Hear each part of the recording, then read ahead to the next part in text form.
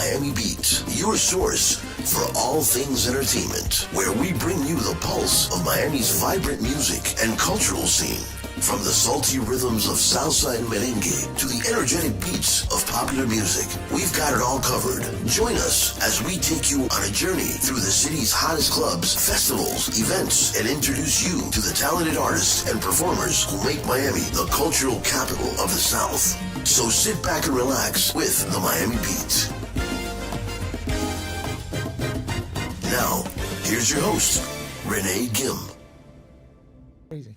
Good afternoon, ladies and gentlemen, and thank you for joining us. Welcome to the Miami Beat. Today I have the great pleasure of having Dr. Ed Calle as my guest. Dr. Calle, thank you for joining us. Renee, thank you so much for having me. It's great to see you. Thanks for the invite. It's wonderful to see you, Ed. It's been a while. We were talking about it off camera that the last time I saw you was when you performed in North Miami Beach. You opened for John Cicada. And wow, what a great intro that was. I mean, you had the audience on their feet. It was phenomenal. It was really great. We have a lot of fun doing that and performing and making music. And John and I are great friends. We went to school together. And in fact, I have a new album out, and he's a guest on the album. He sings a couple songs. He sounds incredible. Oh, that's terrific. He and KC from KC and the Sunshine Band.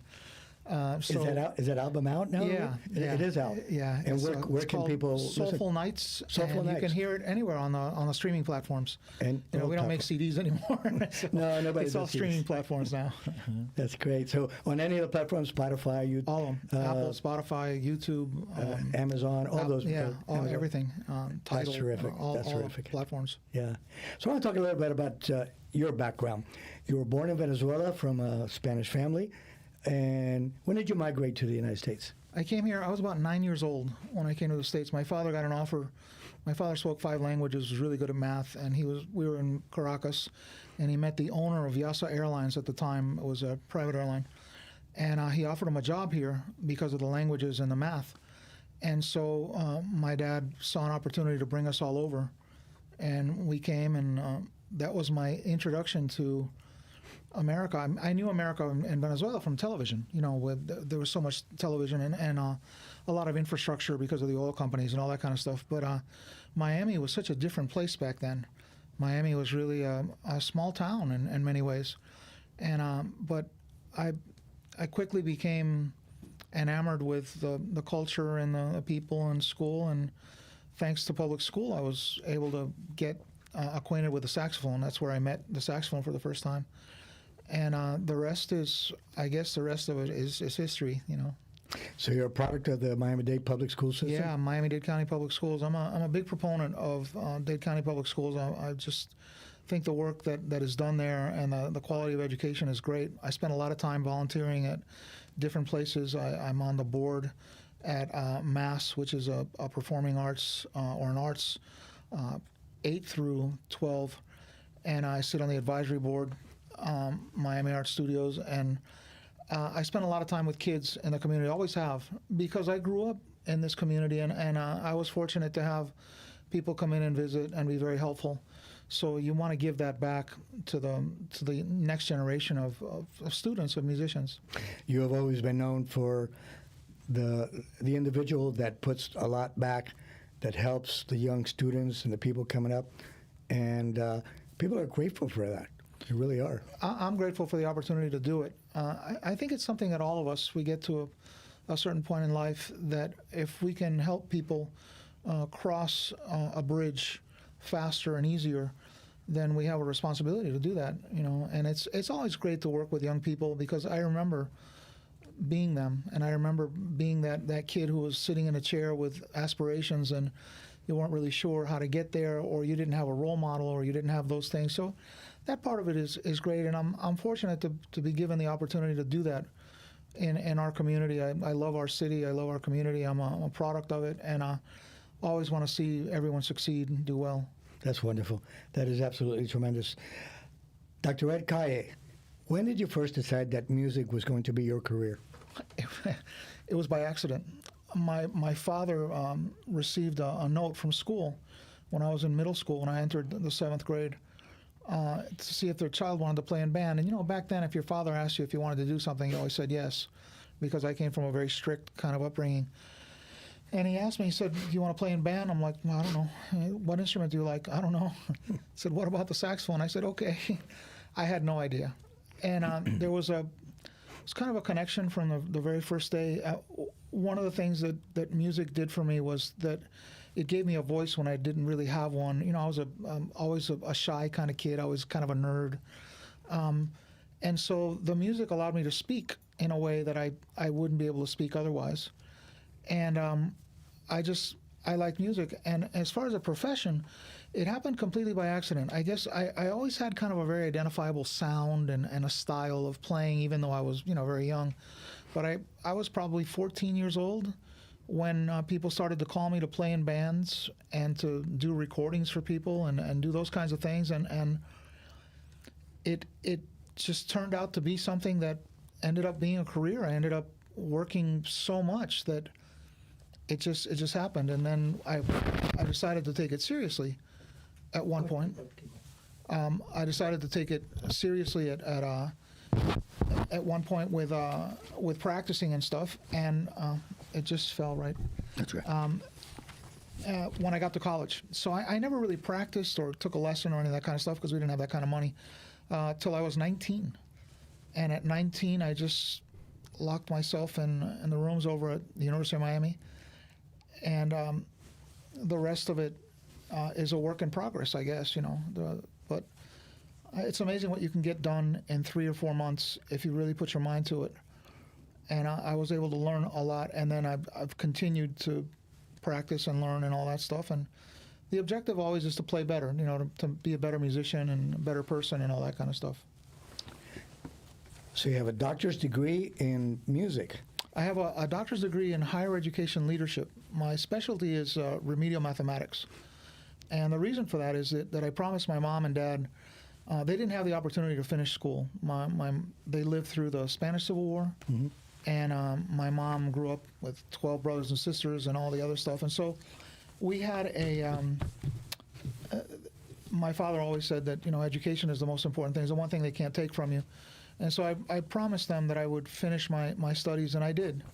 My mom got to see me graduate. My father died when I was very young, so he didn't get to see it. But I think it's important for many reasons. One is that there's always more to learn, and that's very important. And I continue to do that now. I'm always learning stuff.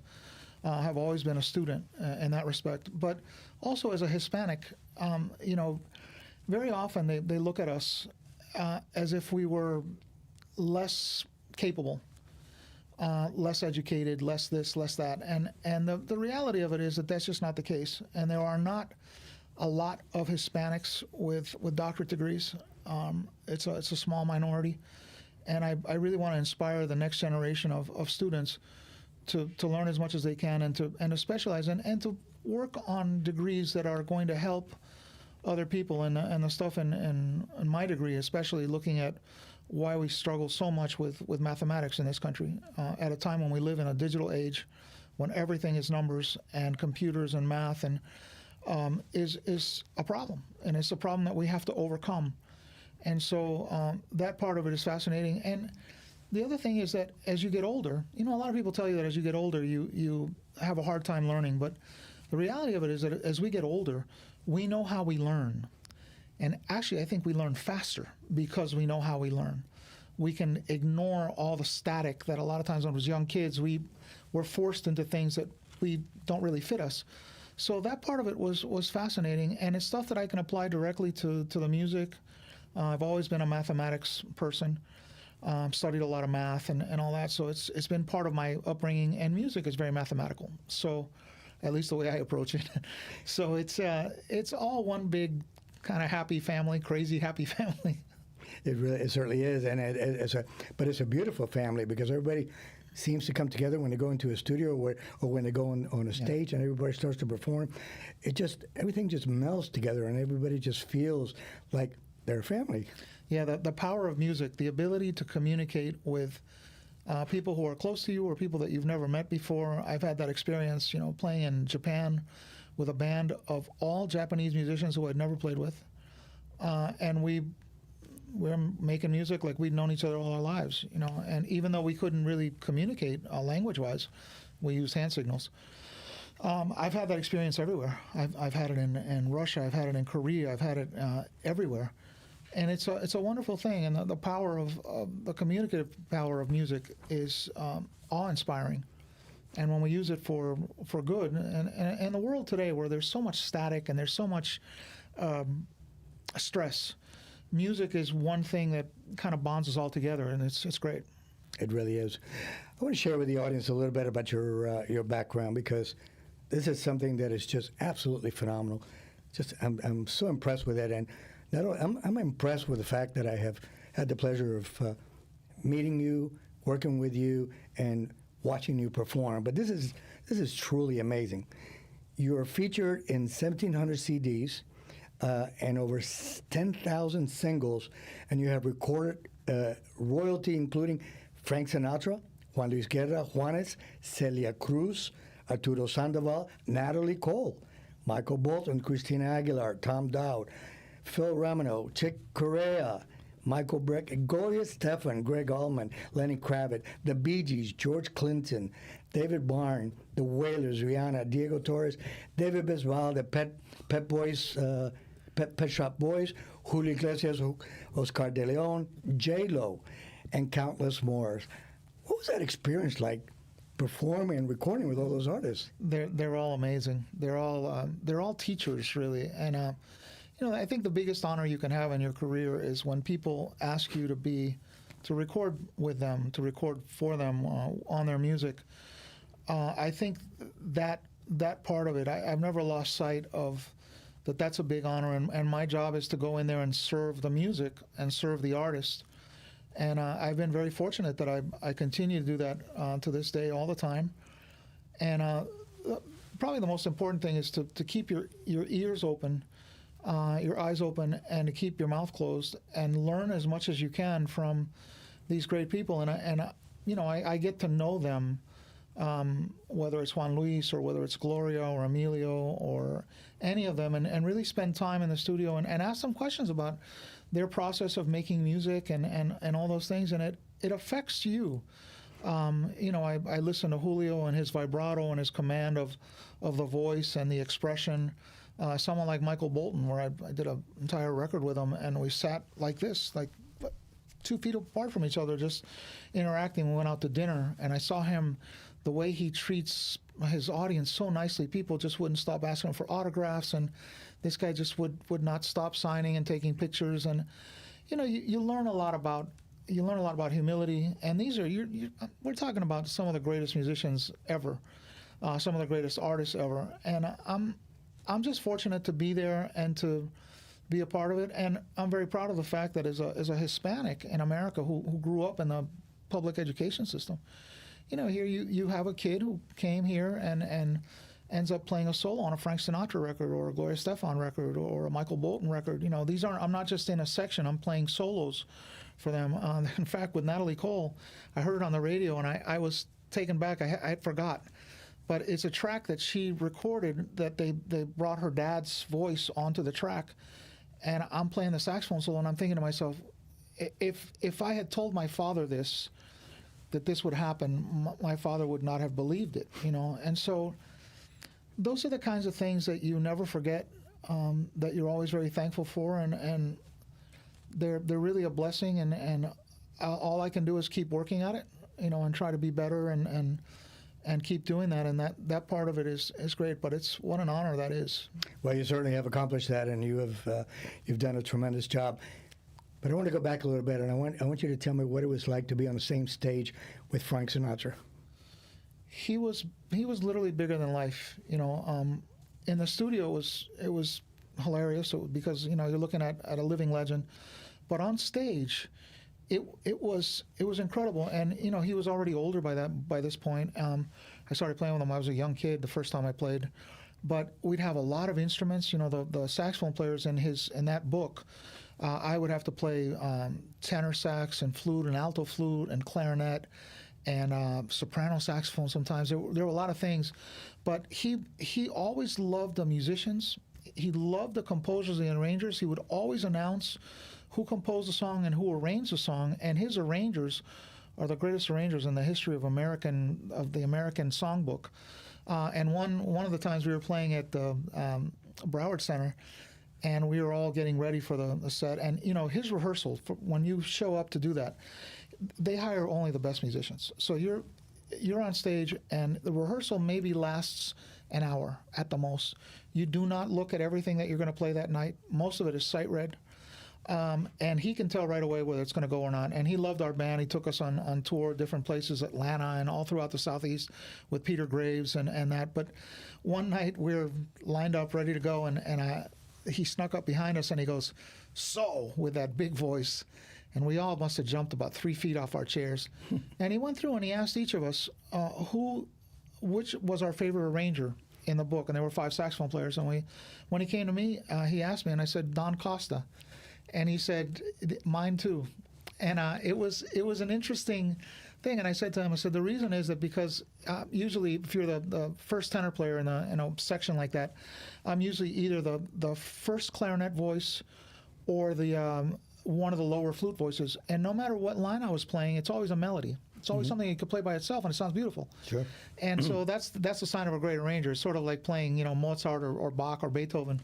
But when you have those kinds of experiences, you never forget them. You just never forget that kind of bigger than life, the human aspect of it, taking time to speak with musicians and taking time and then to hear him do what he did, and on different nights when he was really on, he sounded like he was 35 years old. Wow. And it was magnificent. Yeah. And the audience, of course, that music was really the life soundtrack for so many people. And it's become that for all of us who are fans of his.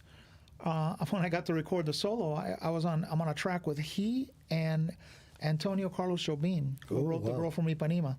So, it's the things that happen in your life that you can't explain. You're very thankful for them. And all you can do is just keep working at it and try to be better the next day. Absolutely. No, that was wonderful. I recall there was one night where you performed at the, it used to be the Jackie Gleason Auditorium in Miami Beach, with Raul de Blasio. Ha. Oh, what a night that was. I love Raul. Yeah, he's just an incredible talent. He's a great friend. I have to call him. I haven't called him in months, but he's an incredible talent. And we have a real connection when we make music. In fact, I saw him recently in the last year. We played, I was asked to play for Andrea Bocelli's birthday party, just some solo saxophone. And so I show up, and they said, there's a piano player's coming. And it's Raul. And Raul looks over, and here we are, who have played together for so many years, and we're playing for all the A-listers, and all that. And just a great experience. But he's an incredible artist, incredible musician. He's an incredible pianist. He's also a brilliant, brilliant man, got a great personality. He's a great friend. He's full of life, he's that kind of thing. He's some talents about him. He can write in opposite directions at the same time with either hand. It's uncanny.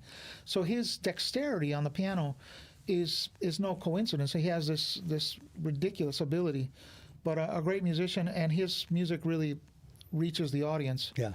And that's part of my career. It's so much fun that I get to do all kinds of music. 1 minute I'll be playing real jazz or serious jazz with Arturo. The next minute I'm playing people music with Raul, or playing with Julio, or playing with Gloria. And that part of it is really fun. You just, a couple of minutes ago, you mentioned Antonio Jobim, and I would like for you to share a beautiful song, if you would, please. This would be a real pleasure to hear you play this song. This is Girl from Ipanema. The Girl from Ipanema. I think it's a song everybody in the world knows, right? Yeah, everybody knows it, and you do a tremendous job in playing this.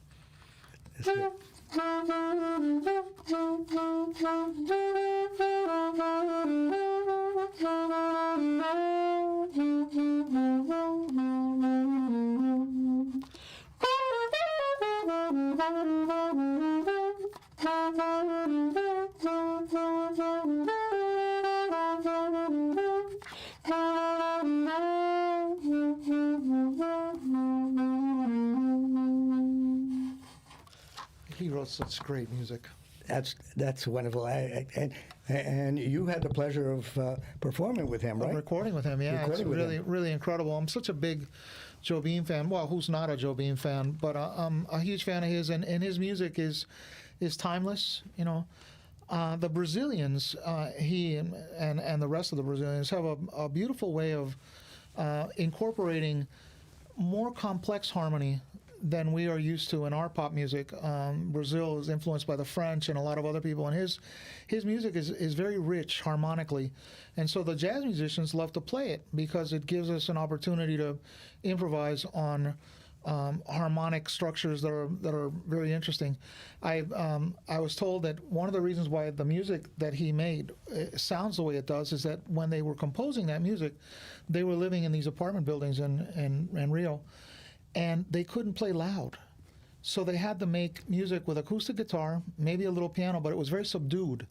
And that's part of the sound of that bossa nova. It's a very subdued, very seductive, pretty sound. And surprisingly enough, it has something to do with the environment in which it was created. Yeah, I know. It sounds phenomenal. I mean, yeah, it's beautiful music. Absolutely, it's beautiful music. I absolutely love it. I want to talk about all the things that you're recognized for. In 2018, some of the accolades are South Florida Music Hall of Fame nominee, Best Professor, Miami-Dade College, United Teachers of Day Champion of Education, King of Carnival, Dr. Ed Kaya tenure. You're a tenured professor of music business at Miami-Dade College and a frequent guest artist and lecturer at schools, colleges, and universities around the globe. So you travel to all these places and lecture and teach all these students. I spend a lot of time in the air doing that, and wherever I go to perform, I always spend time with students. In particular, when I travel to Latin America, and I travel all across the U.S., but it's very important to me, in particular with the kids in Latin America, because so many of them don't have the opportunities that we have here with the educational system's a little different and all that. And right now, in fact, I was a couple of months ago, I was asked to lead the academy, the Latin Diodario, the foundation has an academy in Latin America where we provide free lessons online for students in the Spanish-speaking Americas and in the Spanish-speaking world. And so it's just a great opportunity to give back and to promote the next generation of musicians. And I think, because I'm on so many records and those people know me in all these places, I just want them to see that it's possible for them as well. That it isn't just a one in a 1,000 or 1 in a million thing. That it's available for everyone. And if I can make that happen, then I think that might be my greatest gift or my greatest legacy in terms of that. The music is wonderful, but there are more things to do in the world. Helping people is very important. Well, certainly your legacy and your history and all the things that you have contributed, not just to this community, but on a global basis, are absolutely tremendous. I commend you for that. Thank you. Talk about your latest release that you just put out. You put something out just recently. Yeah, Soulful Nights. My two great friends of mine, Hal Batt, who's a legendary record producer, and Mike Lewis, who's the man who wrote all of those arrangements for KC and the Sunshine Band, for the Bee Gees, and for Bobby Caldwell, and great writer. They called me and said, hey, we'd like to make a record with you just playing. So they asked me, would you like to have anybody be a guest? And I said, well, I'm friends with KC, and I love the way he sings. So KC is actually on the album? I think it's the first time in his career that he's actually singing without his band. Wow, that's amazing. And he's a very humble guy and a great artist. Yes, he is. He's a legend, and he's a great friend, and I love him. And Cicada, John Cicada, who's we grew up together at UM, and two legends. He's another, literally a living legend. And so they came and sang on the record, and it's really a pretty record. It's a people record. It's a smooth jazz record. And it's a great record. It's done very well on radio, on the charts, and all that kind of stuff. And people can hear it now on streaming anytime. So you can just find it at Calle Soulful Nights. And I'm very thankful for Mike Lewis. A lot of the compositions are his, and Hal Batt, who's just a great producer. He's produced everybody from Julio on down. Does a lot of work with American artists as well. And just a lot of fun to make music and to make it with your friends and people that you look up to. You know, I have, funny enough, I look up to most musicians, a lot of musicians. I have great admiration for my colleagues, and a lot of them in this town. A lot of them are famous, a lot of them not so famous. But it's a big community. It's a great fraternity. You know very well. Oh, yes. We're very thankful for you and all the opportunities that you provide for all of us at the venue and throughout the city. And we're blessed to live in a community like this that's so talented, and everybody is really working together. It's a nice thing. I had the pleasure of meeting Mike Lewis, and what I thought was going to be like about a 10 or 15 second conversation turned into about half an hour. He is amazing. He has done everything. Talk about Miami legend, one of the people who really built this city. You know, there's Mac Emmerman from Criteria, there's the Bee Gees, Peter Graves, Whit Seidner, and there are more, but these are the cornerstones of our music here in the city. The music industry in Miami. KC.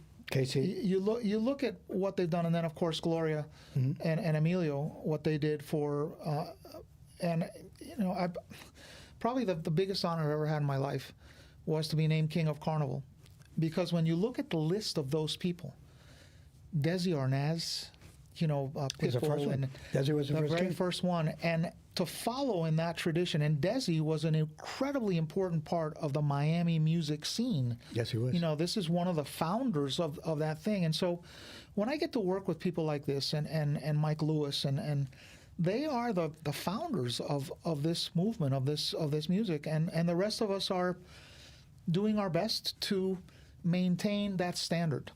And I'm thankful for them. But Mike is somebody that everybody should know, because he can tell you everything about everybody from ground zero. Yes, he can. He certainly did. And I truly enjoyed that conversation with Mike. It was just absolutely amazing. But, brilliant musician. Brilliant musician and a phenomenal composer. A terrific arranger. He always, I always say, he always writes things for me that make me sound good. He's a magician with that stuff. And I'm... You know, how lucky can you be? How lucky can anyone be to have people like that in your life that make you better? Absolutely. Whit Seidner and Gary Lindsay and the rest of those people that are, without them, I wouldn't exist. There's one song that I always enjoy listening to you perform, and I'd like for you to play that for us, please, and share this with the audience. The song is called Europa.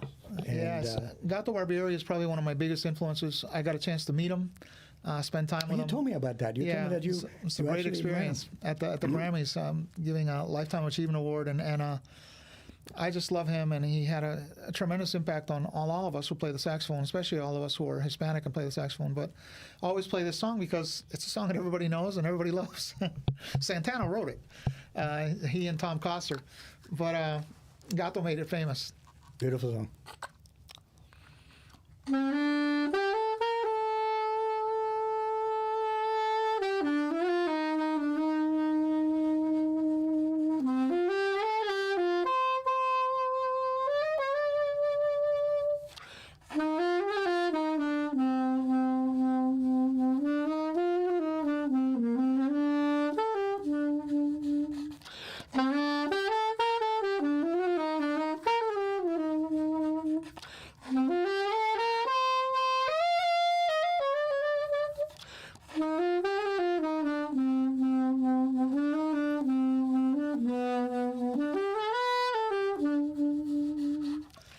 Fantastic. And those songs never get old. They're such great songs, and you know, at the end of the day, it's all about playing for people and making music that touches their heart, and these songs do it very well, and I'm fortunate to be able to do it all the time. I remember the first time I heard that song, I couldn't stop listening to it. I mean, it's just such a catchy tune, and it's just so wonderful to hear Gato Barbieri play that. I mean, it was just an amazing song. He was a magnificent talent, and that album, the Caliente album, for me, is one of the most important albums probably in the history of jazz, or what we call smooth jazz.